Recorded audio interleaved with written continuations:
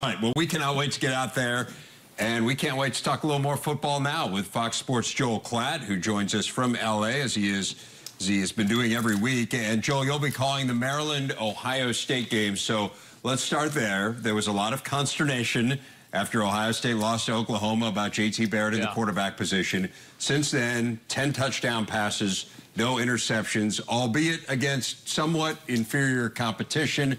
Based on your film study, do you believe that Barrett has turned a corner here? Have they solved their quarterback issue with Ohio State?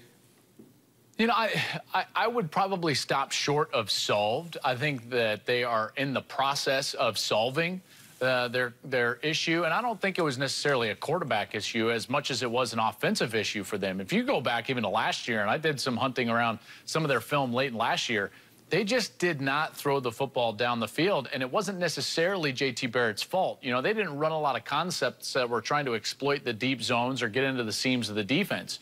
Now with Kevin Wilson as the offensive coordinator, what you're starting to see is that is seeping into the game plan. Early in the season, I think it was still very much kind of an Urban Meyer style of offense, and now you're starting to see the influence of Kevin Wilson as the weeks progress. Let me just give you a for instance. Last week against Rutgers, J.T. Barrett completed 3 passes that traveled 20 yards or more in the air. Up to that point, he had only completed 2 of those passes in this season. So they are certainly trying to correct one of those problems that everyone was seeing in their offense, which was they don't exploit those deep zones. Another thing is, in those 2 games, or in the last 2 games, I guess I should say, he's averaged over 12 yards per attempt. That's the first time J.T. Barrett has done that in back-to-back games in his career. So again, they are in the process of trying to correct some of these issues that we've seen over the course of the late last season and then early in this season. So playing better here, Joel, do you think Maryland can hang with them? I do. I think Maryland's a really good football team. I think DJ Durkin needs to get a lot of credit for what he's been able to build around the quarterback position. That's clearly going to get a lot of the conversation, right? All of us are going to talk about third-string quarterback Max Bortenschlager and how he's having to come in there because of all the injuries that they've had. And this has certainly been a snake-bit program when it comes to that position. But if you look at what's going on around the quarterback position, they run the ball incredibly efficiently. I think Ty Johnson's a really good back for them out of the backfield. I think DJ Moore is one of the best wide receivers that no one talks about around the country. If this guy was 6'2", we'd be talking about him as maybe the best wide receiver in the entire country. And so that offensive line, they've been doing a nice job. They gave Max time in that game against Minnesota. The defensive front 7 stopped the run of the Gophers. So when you look at what DJ has been able to build around the chaos that is the quarterback position, that's what impresses me. Now, this is a different animal when you're facing Ohio State because of the roster and the skill that they're going to have to face. But I do get a sense that Maryland's going to be able to stay close in this game and hang around in this game because of that mindset that DJ and his coaching staff bring to this team. Joel, I was going to ask you about the offensive and defensive line. Aside from comparing them to Ohio State with all the games that you've either called or the video that you're watching, how good are they up front on both sides of the ball? I mean, where do they fit in this rebuilding program? Well, I think that they're in the top half of the Big Ten Conference, of the Big Ten teams that I've seen and of the teams around the country that I've seen.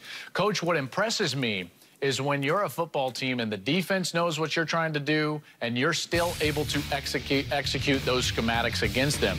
That's what I saw last week against Minnesota. It was a mindset style of game when you know you've got a third-string quarterback starting, you're not going to take shots down the field, you're going to try to protect the football, and you're still able to run the ball with a lot of effectiveness. That's what I was really impressed with. And then that defensive front 7, they went in there knowing if you go to Minneapolis and allow the Gophers to run the football, you're going to come away with a loss. And they went in there and stopped them. You know, under 2 yards per carry, Minnesota could not get things going. So that was impressive for me because those were musts in that game plan. It just wasn't happenstance, and they executed those musts very well in a win on the road, which a lot of people didn't give them much chance in. Joel, really impressive what Maryland's been able to do with the third-string quarterback situation. So let's stay on the topic of quarterbacks. Big picture in the Big Ten, you have players like Trace McSorley coming up big against Iowa, J.T. Barrett putting up record numbers, just to name a few. John O'Korn, an interesting storyline in Ann Arbor. So how would you assess the quarterback situation as a whole in the Big Ten?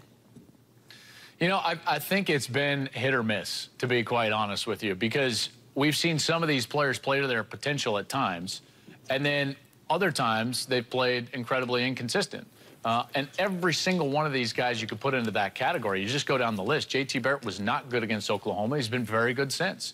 You can go Trace McSorley. I think he's been hot and cold at times. Now, when he's hot, they might be one of the most dangerous offenses in the country, certainly in the Big Ten Conference there at Penn State. Brian Lewerke has run hot and cold. Certainly he was cold against Notre Dame in a loss in which he kind of opened things up with that pick six. We've seen Tanner Lee struggle with turnovers, and yet there were other times, like last week, that I felt like he played really well. Thorson's the same deal. Alex Hornibrook wasn't great last week, but he was, I mean, one of the best I've seen against BYU. So inconsistent. It's a wait and see from this quarterback group. But I will tell you, the good that we've seen has been very good. In particular, guys like J.T. Barrett and Trace McSorley.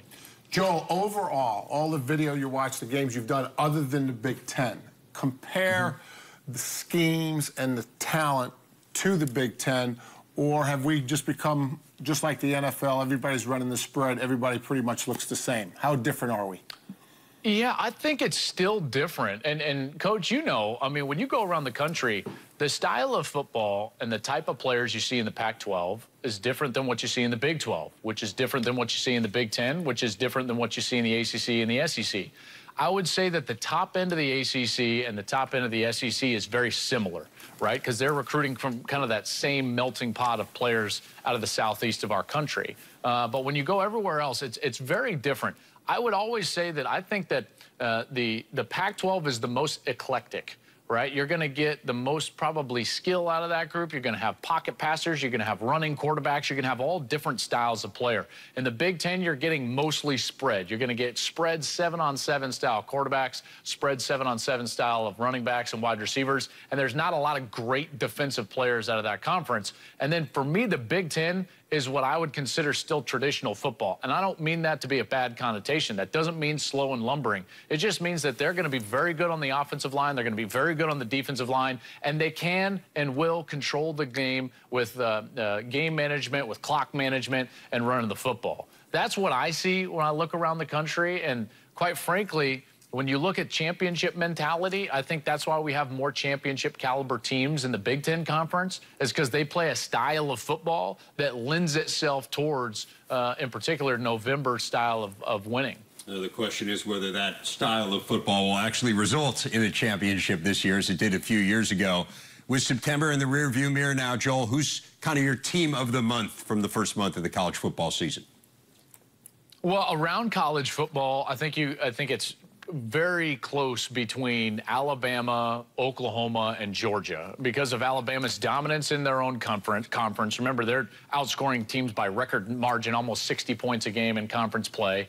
Oklahoma's got the best win of the season at Ohio State, and Georgia has kind of come out of nowhere and showing us that they're a real contender in that SEC East. So somewhere in there, if I had to put a flag on one of those, I would say Oklahoma, because to me, big wins on the road are still the benchmark of a championship team. And that win at Ohio State, like I said, is the best win of the entire season. If I was looking inside the Big Ten as kind of a team of the month, this might be a little off the radar. I don't know, guys. You would have to correct me if I'm wrong, but I think Michigan, and here's why. When you replace 10 starters on defense and you leave the month of September and you're still the #1 total defense in the entire country, that tells me something. And we're going to see how they obviously handle this quarterback situation with O'Korn coming in and Spate having to deal with the injury. But something tells me that that defense is going to be here to stay. And like I said, that's just been the most impressive part of September for me, is all of those guys that are trying to replace really good NFL-style players, and they're still the #1 total defense in the country. I do not think you will get much argument here. We are all really, really impressed with Don Brown and the job he has done. Joel Klatt, great stuff as always. Thanks a lot. Have a great call this weekend, and thanks for spending some time with us.